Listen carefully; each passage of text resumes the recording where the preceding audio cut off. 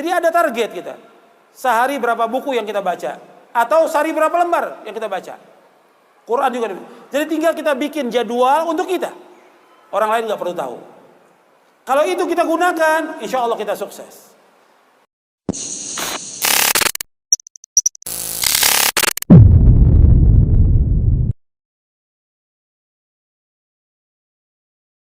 Jadi antum berusaha hari-hari ini melakukan bekal. Antum atur. Antum bikin jadwal sendiri. Ini bagaimana mengefisien waktu. Antum jadwal dari mulai subuh antum bangun atau sebelum subuh.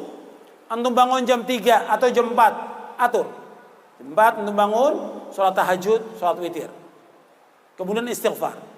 Minta ampun kepada Allah. Wabil asharihum yastaghfirun. Waktu sahur mereka minta ampun kepada Allah. Kemudian sholat subuh berjamaah, karena laki-laki wajib sholat berjamaah di masjid. Kemudian zikir pada subuh, zikir pada sholat. Kemudian zikir pagi. Kalau bisa kita ada waktu lagi sampai syuruk. Kalau nggak bisa, pulang baca Quran sedikit. Berapa ayat baca Quran? Kita harus punya target. Kita menghatamkan Quran dalam sepekan 30 juz, atau 2 pekan, atau sebulan. Pokoknya target kita sebulan hatam, berarti 1 hari berapa juz? 1 juz. Ada target kita. Pagi berapa lembar, siang berapa lembar, atau sore berapa, atau malam berapa lembar. Harus target. Kemudian setelah itu kita waktu makan, waktu mandi, kemudian kerja atau dagang atau sebagai penuntut ilmu, antum masuk ke sekolah, kelas. Itu apa yang kita baca? Yang di rumah ibu-ibu, apalagi setelah suaminya makan, sarapan, pergi, anak sekolah pergi, apa yang dilakukan di rumah? Ada buku yang bisa dibaca, ada bisa baca Al-Quran. Tinggal atur waktu. Kalau masih ada anak kecil, ya umumnya dia bermain, tinggal kita lihat permainan dia. Kalau dia tidur, kita bisa gunakan waktunya untuk baca. Baca bisa semuanya.